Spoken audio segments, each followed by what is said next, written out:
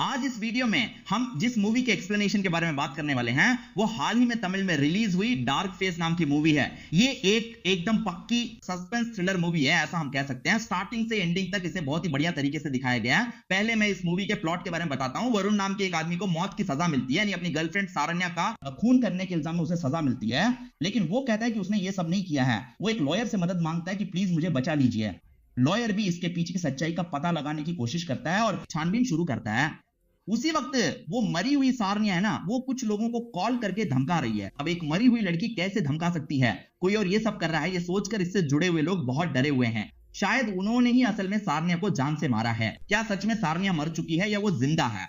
अगर जिंदा है तो वो कैसे जिंदा है? इन सभी सवालों के जवाब देना इस मूवी की कहानी है, जो आपको जरूर पसंद आएगी। एक्सप्लेनेशन शुरू करने से पहले वीडियो को एक लाइक कर दें। अगर आपको ये एक्सप्लेनेशन पसंद आए तो आई ऑप्शन पर क्लिक करके सपोर्ट करें। ज्यादा बातें करके टाइम वेस्ट नहीं करते और सीधे एक्सप्लेनेशन शुरू करते हैं। मूवी के स्टार्टिंग सीन में ही वरुण नाम के एक आदमी को दिखाया जाता है। अपनी गर्लफ्रेंड को मारने के केस में उस पर ट्रायल चल रहा है। लगता है ट्रायल अपने आखिरी पड़ाव पर पहुंच गया है। अब जज उसके खिलाफ मिले सारे एविडेंस को अच्छी तरह से ध्यान में रखते हैं। तो हिसाब से जज ने साफ कह दिया कि इसी ने सारण्या को जान से मारा है, इसलिए मैं इसे मौत की सजा सुनाता हूं। वरुण इस बात को बिल्कुल भी बर्दाश्त नहीं कर पा रहा है। वो बहुत ज्यादा बुरा फील कर रहा है। एक्चुअली वरुण ने अपने लॉयर से कुछ बातें साफ साफ कह दी। सर मैं आखिर ऐसा कैसे कर सकता हूं? उसके साथ मिलकर रहने के लिए मैंने उसके लिए अपना खुद का घर तक खरीदा था सर। ऐसे में मैं अपनी ही गर्लफ्रेंड को आखिर कैसे जान से मार सकता हूं? वो ये सब पूछ रहा है। हमें उसकी गर्लफ्रेंड और उसके साथ बिताए पुराने पल दिखाए जाते हैं। गर्लफ्रेंड की बात करें तो वो एक हॉस्टल जैसी जगह में रहकर काम करती थी।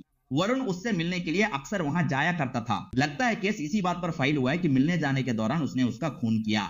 अब इन्वेस्टिगेशन के आखिर में उसे फांसी की सजा मिल गई है। वो इसे मान नहीं पा रहा और बहुत दुखी है। जेल में एक कैदी को लगता है कि शायद ये लड़का नेक है। जब वो उसे दिलासा देने की कोशिश करता है तो वरुण कहता है अब दिलासा देने से क्या फायदा होगा सर, मेरी तो पूरी जिंदगी ही खत्म हो गई। पर वो कैदी कहता है कि KFC ओनर की जिंदगी भी 65 साल की उम्र में ही शुरू हुई थी, इसलिए आखिरी दम तक अपनी उम्मीद मत हारना बेटा, हिम्मत मत छोड़ना। वो कहता है अपनी आखिरी इच्छा बताओ, मैं उसके लिए पूरा इंतजाम कर दूंगा। वरुण कहता है कि उसे उस लॉयर से आखिरी बार मिलना है जिसने उसे ये सजा दिलवाई। फिर सीन कट होकर उस लॉयर को दिखाया जाता है जिसका नाम विश्वनाथ है। विश्वनाथ जल्द ही रिटायर होने वाले हैं। उन्होंने अब तक जितने भी केसेस हैंडल किए हैं उन सब में वो सिर्फ और सिर्फ जीते ही हैं, कभी हारे नहीं। वो हमेशा अच्छे लोगों की तरफ से ही वकालत करते हैं, इसलिए सब मिलकर उनकी बहुत तारीफ कर रहे हैं। उनके लिए यहाँ एक मेडल जैसा सम्मान भी दिया जा रहा है। अगले दिन के न्यूज़पेपर में ये सब छपा है और वो इसे खुद देख रहे हैं। उनके असिस्टेंट का नाम सूर्या है। वो उनका अपना रिश्तेदार भी है और असिस्टेंट के तौर पर काम भी करता है। तभी जेल वार्डन जीन वार्डन इस जगह पर आते हैं। सर उसे फांसी की सजा मिलने वाली है ना, तो जब उसकी आखिरी इच्छा पूछी गई तो उसने कहा कि वो आपसे मिलना चाहता है। सर उसने ऐसा कहा है मुझसे मिलना है, पर किस लिए मिलना है? जिसने उसे सजा दिलवाई उसी से क्यों मिलना चाहता है? ठीक है देखते हैं, कहकर वो सूर्या को साथ लेकर वहां देखने के लिए पहुंच जाते हैं।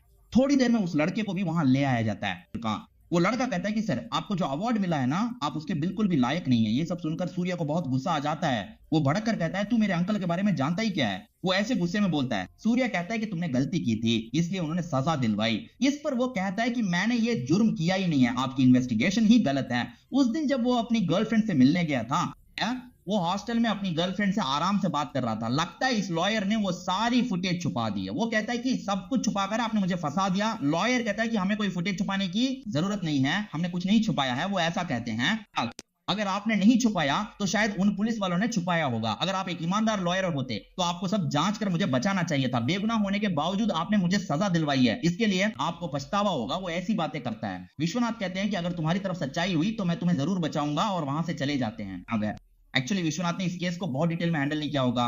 गवाह के तौर पर बस 3 लोग आए होंगे। वो क्या है ना, सारण्या की फ्रेंड्स के तौर पर उस हॉस्टल में 3 लड़कियां थी। इसके अलावा वार्डन लेडी ने भी कुछ बताया होगा। इसी के बेसिस पर इन लोगों ने भी ये मान लिया होगा कि उस लड़के ने गलती की है। सीसीटीवी फुटेज में उस लड़के के सहजता से बात करने का फुटेज था। शायद उन्होंने वो फुटेज डिलीट कर दिया हो, ऐसा ये लोग अब सोच रहे हैं। ये लोग ऐसा सोच रहे हैं। फिर सीन कट होता है और उस हॉस्टल वार्डन को दिखाते हैं। वो वार्डन लेडी है ना, उस लड़की की मौत को 1 साल हो गया, इसलिए वो सब उसे श्रद्धांजलि दे रहे हैं। वो कह रही है कि उसने फालतू में प्यार के चक्कर में अपनी जान दे दी। तुम लोग अब प्यार व्यार के चक्कर में मत पड़ना, चुपचाप अपनी पढ़ाई पर कंसंट्रेट करो। वो ऐसा सब बोल रही है। जब ये लोग इस वार्डन से मिलने आते हैं तो वार्डन पूछती है कि क्या सर आप अचानक कैसे आए? हम बस इसी रास्ते से जा रहे थे तो सोचा कि बस एक बार मिलते हुए चलें। अच्छा क्या बात है? जब वो ऐसा पूछती है तो वही वो वार्डन लेडी कहती है कि सर हम उसकी याद में ये श्रद्धांजलि जैसा कुछ कर रहे हैं। ठीक है हम भी उस चीज में शामिल होते हैं, कहकर ये लोग अंदर आकर फूल वगैरह चढ़ा रहे हैं।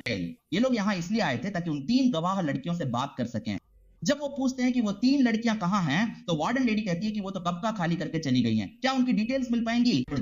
जब वो पूछते हैं क्या डिटेल्स मिल सकती हैं, तो वार्डन लेडी पूछती है कि सर आप अचानक डिटेल्स क्यों मांग रहे हैं? नहीं नहीं, हमें रिकॉर्ड में एंट्री करनी है, सब कुछ डिजिटल हो रहा है ना, तो उसके लिए चाहिए। वो ऐसा कुछ बहाना बनाकर बोलते हैं। फिर एक जगह वार्डन उन्हें नंबर देकर भेज देती है। अब वार्डन लेडी को एक फोन कॉल आता है, नहीं कॉल नहीं, एक ऑडियो नोट जैसा आ रहा है, सारनिया की तरफ से ऑडियो नोट आता है, मेरी मौत के लिए तुम और वो 3 लड़कियां ही जिम्मेदार हो, मैं उनमें से किसी को नहीं छोड़ूंगी, नहीं छोड़ूंगी, ऐसा वॉइस नोट आया है। इन दोनों को इस बारे में कुछ भी नहीं पता है ना, ये भी उन 3 लड़कियों में से पहली लड़की को देखने के लिए यहां आते हैं, पर वहां देखते हैं कि उस लड़की की मौत हो चुकी है और उसके श्रद्धांजलि के पोस्टर्स हर जगह लगे हुए हैं। ये दोनों सोचने लगते हैं कि जिस पहली लड़की से हम मिलने आए थे वो मर कैसे गई, आखिर उसकी मौत कैसे हुई होगी। तो उस लड़की के पिता से बात करना शुरू करते हैं। उसके पिता भी उन्हें बताते हैं कि आखिर क्या हुआ था। असल में वो लड़की ठीक ठाक काम पर जा रही थी, फिर उसे एक फोन कॉल आया और वो काफी देर तक बहुत परेशान होकर बात करती रही। शायद सामने वाला उसे कह रहा था कि उसने कुछ गलत किया है। इस बात को सोचकर वो लड़की बहुत ज्यादा परेशान हो गई थी। पिता बताते हैं कि इसी परेशानी में उसने अचानक सुसाइड कर लिया और उसकी मौत हो गई। जब उन्होंने पूछा कि कॉल किसका था और क्या उन्होंने जांच की, जब पुलिस ने पूछा तो मैंने बताया, पुलिस ने भी कहा कि वो नंबर सारन्या नाम की किसी लड़की के नाम पर है।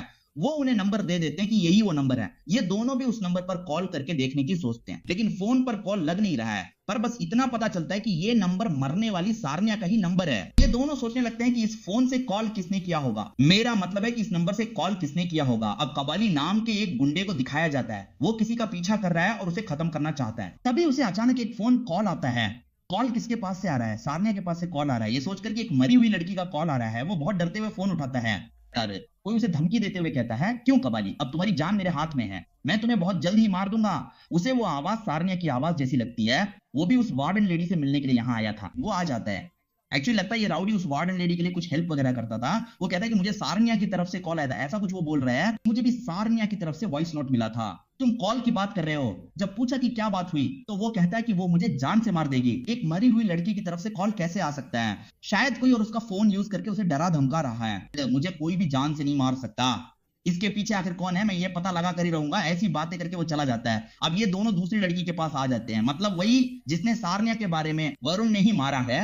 ये गवाही देने वाली दूसरी लड़की भी अब सब बताती है कि क्या हुआ था। असल में उसने वरुण को सारन्या को मारते हुए डायरेक्ट नहीं देखा था, सब अपने अपने कमरे में थे। तभी वार्डन लेडी चिल्लाने लगी, वो शोर मचा रही थी कि अरे यार वरुण सारन्या के साथ ऐसा करके चला गया। जब सब लड़कियों ने आकर पूछा कि क्या हुआ, क्या बात है, तो बताया कि दोनों के बीच झगड़ा हुआ था और एक पॉइंट पर वो कुछ करके चला गया। वार्डन ने कहा कि पता नहीं उसने क्या किया। फिर जब सबने सोचा कि दरवाजा खोलकर देखते हैं, तब देखा कि वो फंदे से लटकी हुई थी। वार्डन की बातों से मुझे लगा कि वरुण ने ही ये किया है, लेकिन वरुण बेसिकली एक अच्छा लड़का है सर। इसके अलावा सारन्या जैसा कोई मुझसे बात कर रहा था, आवाज बिल्कुल सारन्या की आवाज जैसी ही थी। बात करने वालों ने कहा कि अब तो सच बोल दो, इसीलिए ये लड़की कह रही है कि वो अब सच बोल रही है, ऐसा वो बता रही है। एक अगली लड़की को देखते हैं, ये कहकर वो अगली लड़की से मिलने आ जाते हैं। उस लड़की को भी सारन्या का कॉल आया था शायद। उसने कहा कि सर, उन्होंने कहा कि अब तो सच बोल दो तो मैं सब सच बता दूंगी। मुझे तभी डाउट हुआ था सर, क्योंकि वार्डन मैडम की एक्टिविटी ठीक नहीं थी, ऐसा ये लड़की कह रही है। वार्डन मैडम की एक्टिविटी ठीक नहीं थी, तुमने क्या नोटिस किया बताओ? जब ये पूछा गया तो ये लड़की भी एक बात बताने लगती है। एक्चुअली उस दिन वो वार्डन लेडी थी ना, वो कह रही थी कि मैंने जैसे तैसे संभाल लिया है,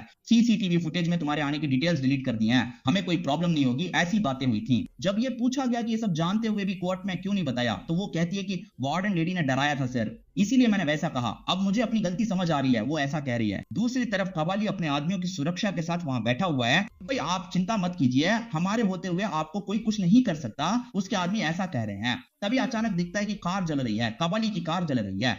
अब आदमी उसे बुझाने की कोशिश कर रहे हैं। हम भाई को छोड़कर काफी दूर आ गए हैं, ये सोचकर जब वो भाई को देखने वापस उस जगह आते हैं तो कबाली मारा जा चुका है। शायद किसी ने गला रेत कर मार दिया है। ये किसका काम हो सकता है, ये सोचकर आदमी शॉक हो जाते हैं। ठीक है, कबाली की मौत की खबर वार्डन लेडी को मिलती है। अब वो श्रद्धांजलि देने उस जगह पहुंच जाती हैं। जब पूछा गया कि क्या जिला अधिकारी नहीं आए, तो थोड़ी देर में एक पॉलिटिशियन वहां आ जाता है। ये सब मिलकर उसे ले जाते हैं। शायद ये सब धोखेबाजी है।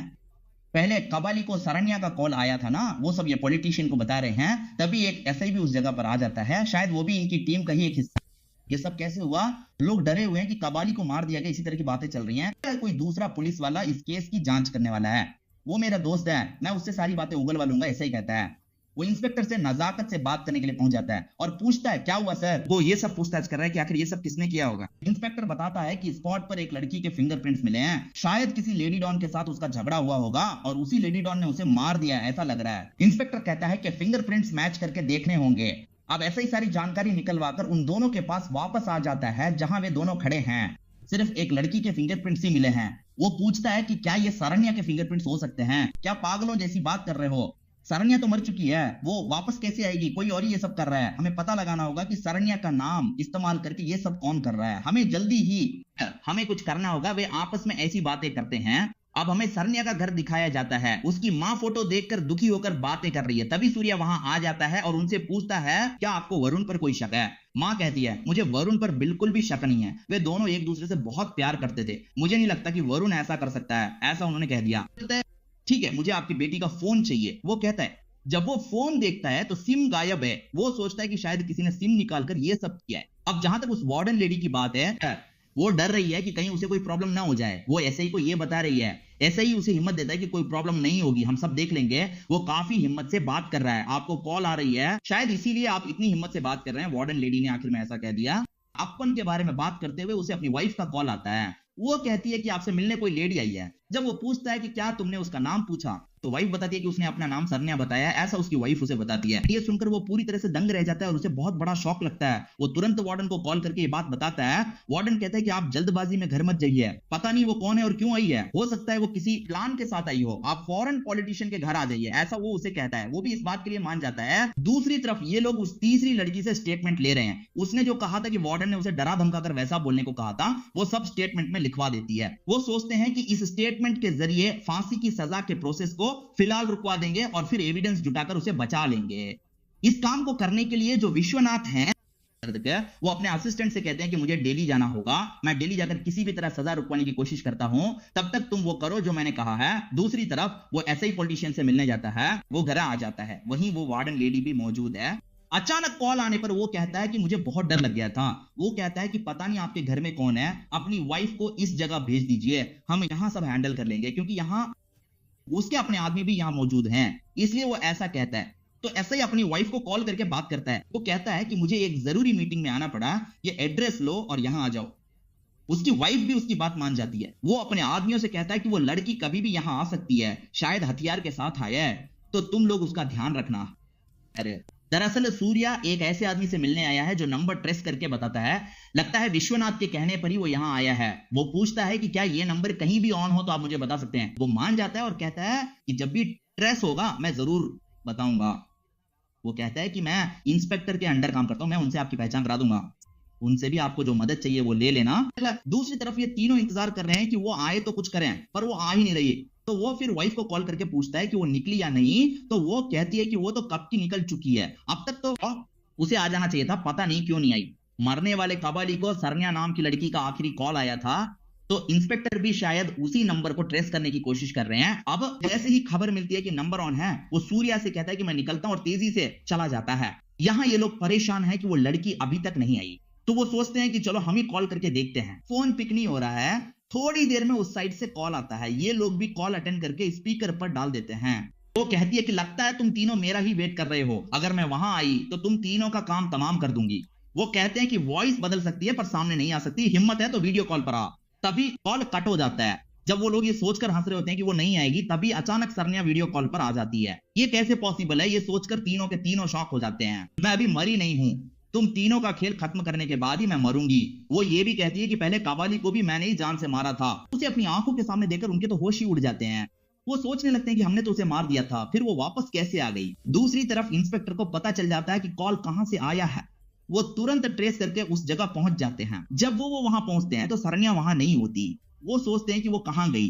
फिर जब वो कॉल करके पूछते हैं तो पता चलता है कि फोन टावर कट हो गया है। ऐसा ही इंस्पेक्टर से बात करने के लिए उनके पास आता है। वो कहता है कि सर लगता है इस सबके पीछे सरन्या ही है। इंस्पेक्टर कहता है कि सरन्या तो मर चुकी है, वो कैसे हो सकती है, कोई और फोन यूज करके हमें डरा रहा है। इंस्पेक्टर ने ऐसा कहा, लेकिन ऐसा ही कहता है कि नहीं सर, सरन्या ही इसके पीछे है, उसने उसे वीडियो कॉल पर देखा था, इसलिए वो पक्के तौर पर ऐसा कह रहा है। अब इंस्पेक्टर को एसआई पर ही शक होने लगता है। वो बहुत सारे सवाल पूछते हैं कि तुम्हें ये सब कैसे पता।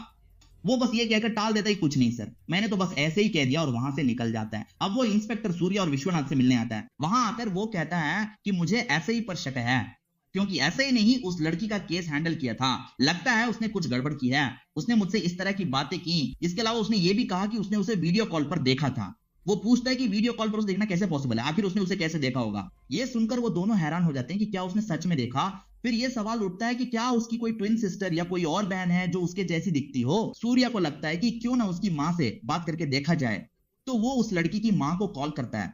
वो पहले ही माँ का नंबर लेकर आया था। वो माँ को कॉल करके पूछता है कि जहां तक आपकी बेटी की बात है, क्या उसकी कोई और बहन है। माँ कहती है कि हाँ, उसकी एक छोटी बहन है। लेकिन माँ ने ये नहीं कहा कि वो उसकी ट्विन सिस्टर है, बस बहन कहा। माँ ने ट्विन सिस्टर नहीं कहा। तो क्या वो एक जैसी दिखती हैं? मतलब भले ही वो एग्जैक्ट ट्विन सिस्टर्स ना हो, पर उनके एक जैसा दिखने के चांसेस तो हैं। वो कहता है कि हमें सोशल मीडिया चेक करना चाहिए, और फिर वो सरन्या का सोशल मीडिया चेक करने लगता है। चेक करते वक्त उसे अपनी बहन के साथ एक वीडियो मिलता है।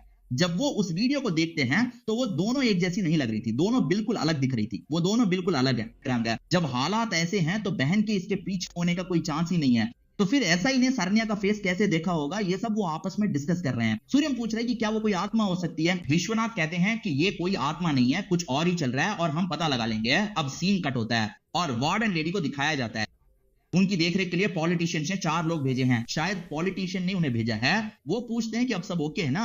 वार्डन लेडी उनसे कहती है कि जब लोग साथ होते हैं तो थोड़ा हौसला रहता है। दरअसल ये लोग शराब पीते हुए आपस में बातें कर रहे हैं। वो लड़की दरवाजे के बाहर खड़े होकर ये सब ध्यान से सुन रही है। वो सोच रही है कि अरे यार, सिक्योरिटी के लिए इतने लोग हैं, अब मेरा क्या होगा। शायद उस लड़की का फोन अभी भी ऑन है। उसे ट्रैक करने वाले आदमी ने तुरंत इंस्पेक्टर को कॉल कर दिया। वो कहता है सर, टावर रेंज यहीं दिखा रहा है, मतलब वार्डन के घर के पास ही सिग्नल है, आप तुरंत वहां जाइए। इंस्पेक्टर भी अपनी गाड़ी लेकर तेजी से निकल पड़ता है। उन लोगों ने साइड डिश ऑर्डर की होती है। सर क्या करती है कि डिलीवरी देने आए लड़के को बेहोश कर देती है। फिर उसके कपड़े पहनकर वो खुद उस जगह पहुंच जाती है। लगता है उसने खाने में कुछ नशीला मिला दिया है। वो ये लीजिए कहकर वहां मौजूद लोगों को खाना देती है और निकल जाती है। वो लोग न सिर्फ खुद साइड डिश खाते हैं, बल्कि वार्डन लेडी को भी थोड़ा सा दे देते हैं। उन्हें ये नहीं पता कि इसमें बेहोशी की दवा मिली हुई है। थोड़ी देर में वो सब के सब बेहोश होने लगते हैं। यही मौका देखकर सरन्या चुपके से अंदर आ जाती है। वार्डन लेडी ने भी थोड़ा सा खाया था तो वो भी नशे की हालत में ही थी। अचानक सरन्या को अपने सामने देखकर वो डर जाती है। जब वो पूछती है सरन्या तुम क्या ये तुम हो, तो वो कहती है हाँ मैं ही हूं। वार्डन लेडी डरते हुए कहती है सरन्या मुझसे गलती हो गई, मुझे छोड़ दो, मुझे छोड़ दो। वो उसे ऐसे अटैक कर रही है जैसे कह रही हो तूने मुझे बेमौत मारा, अब तुझे नहीं छोड़ूंगी। वो बेचारी तो कुछ कर भी नहीं पा रही। जैसे तुम सबने मिलकर मुझे फांसी पर लटकाया था वैसे ही मैं तुझे लटकाऊंगी। ये कहते हुए उसने वार्डन के गले में फंदा डाल दिया और उसे लटका दिया। वो उसे लटका कर छोड़ देती है। तभी पुलिस वहां पहुंचती है। असल में फोन ट्रेस करके ही पुलिस उस जगह पहुंचती है। वो वहां इतने सारे गुंडों को देखकर हैरान रह जाते हैं। अब वो तेजी से अंदर आते हैं और अंदर आकर देखते हैं। अंदर देखते ही दिखता है कि वार्डन लेडी लटकी हुई है। इंस्पेक्टर समझ जाते हैं कि किसी ने आकर वार्डन लेडी को मार दिया है। अब न्यूज के जरिए ऐसे को ये बात पता चलती है। साथ ही पॉलिटिशियन भी ये देखता है। अब दोनों फोन के जरिए आपस में बात करने लगते हैं। दिखा रहे हैं कि प्रॉब्लम ये है कि ये काम सरन्या का तो हो नहीं सकता, क्योंकि सरन्या को तो हमने मार दिया था। जरूर सरन्या का कोई अपना ये सब कर रहा है। अगर वो पुलिस के हाथ लग गई तो प्रॉब्लम हो जाएगी, क्योंकि अगर वो पकड़ी गई तो वो सब सच बता देगी कि ये क्यों किया और हम मुसीबत में फंस जाएंगे। इसलिए पुलिस से पहले वो लड़की हमारे हाथ लगनी चाहिए। हमें उसे जल्दी ढूंढना होगा। उनके बीच यही डिस्कशन चल रहा है। हमें लगा था वार्डन ने सरन्या के साथ गलत किया, पर अब वार्डन ही मारी गई है, तो पक्का सरन्या का कोई अपना ही ये कर रहा है। शायद विदेश वाली उसकी बहन हो। उसका नाम सहाना बताया था ना। वो चेक करते हैं कि क्या सहाना नाम की कोई लड़की यहाँ आई है। वो एयरपोर्ट लिस्ट चेक करते हैं। जब वो चेक करते हैं तो पता चलता है कि सहाना नाम की लड़की आई है। उन्हें लगता है कि शायद उसकी बहन ही आई है।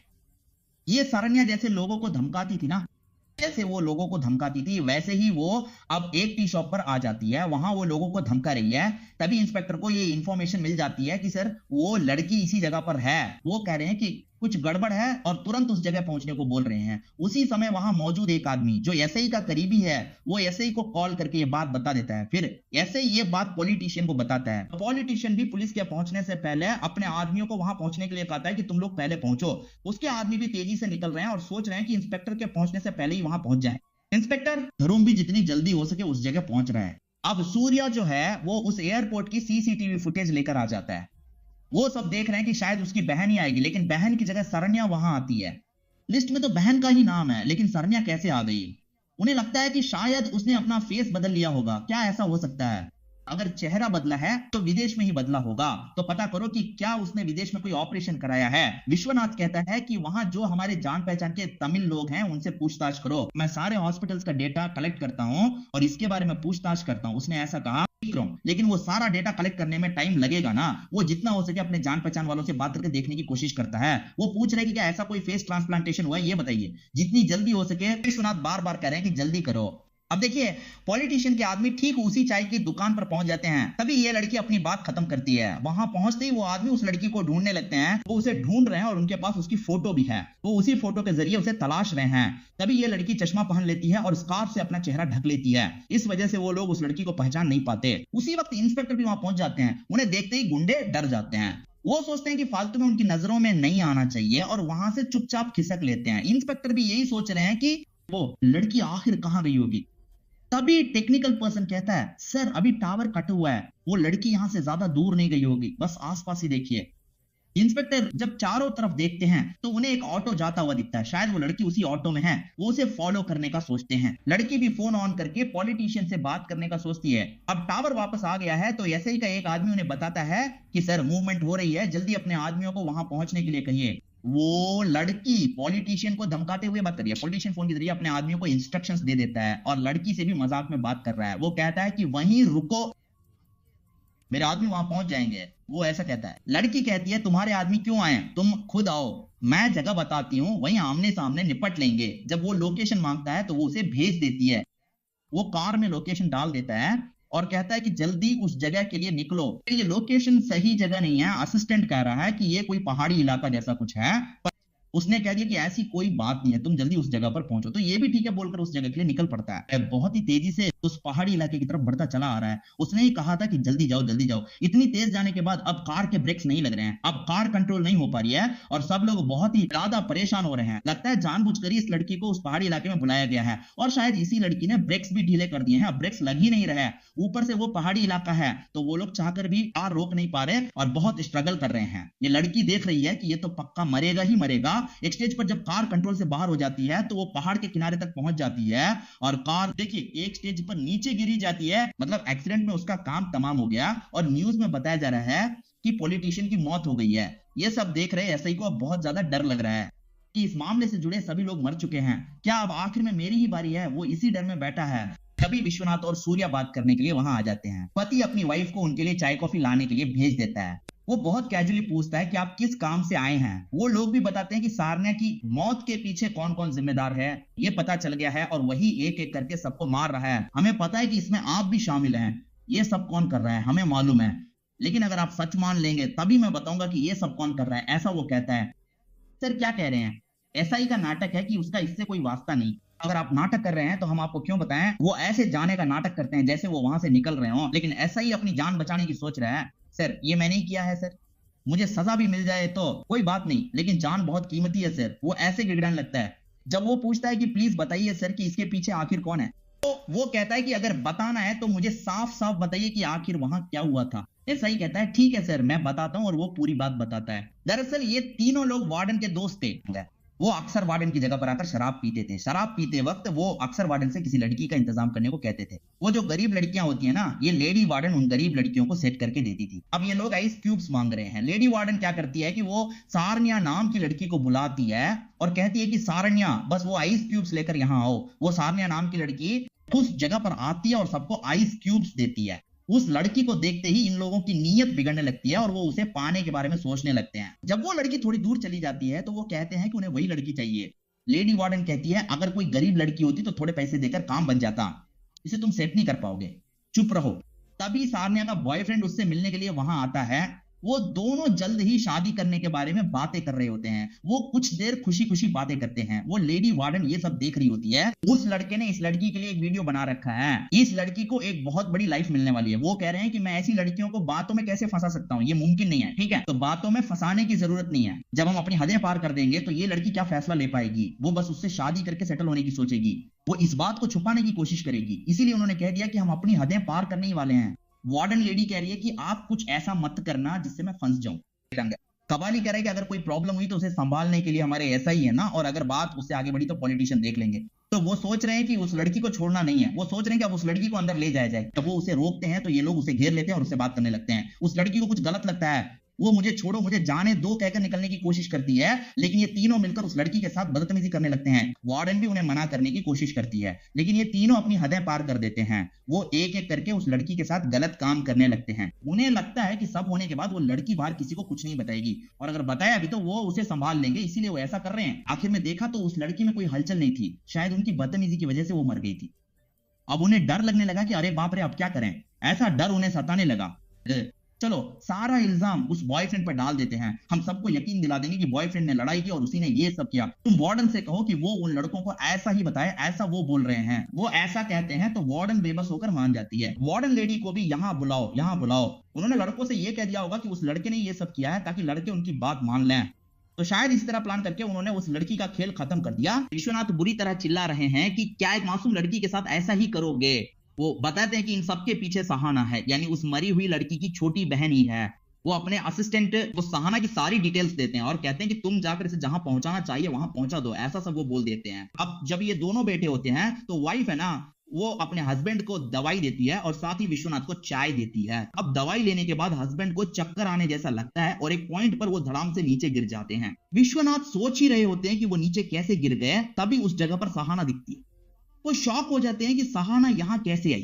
शायद वाइफ ने उन्हें बेहोश करके जानबूझकर जहरीली दवाई दे दी और उनका काम तमाम कर दिया, लेकिन वो इस विश्वनाथ को कुछ नहीं करते। वो कहती है, सर मैं जानती हूं कि आप ईमानदार हैं, आपने वरुण को सजा दिलवा दी ना, पर वरुण की गलती नहीं है। मैं चाहती थी कि आपके जरिए वरुण को हेल्प मिले, इसलिए मैंने ही उसे आपसे बात करने को कहा था। जब वो पूछते हैं कि तुम्हें अपनी बहन के साथ हुए हादसे का कैसे पता, तो वो बताती है कि एक्चुअली उस रात बॉयफ्रेंड से बात करने के बाद वो अपनी बहन से फोन पर बात करते हुए ही आ रही थी। आते वक्त उन लोगों ने जो भी गलत बातें की और उस लड़की के साथ जो करने का प्लान बनाया, वो सब दूसरी तरफ फोन पर उसकी बहन ने सुन लिया था। बहन ने कहा भी था कि दीदी आप वहां से जल्दी निकल जाओ। वे भी यही सोच रहे होंगे कि उन्हें जल्दी निकलना चाहिए, पर तब तक सब कुछ हो चुका था।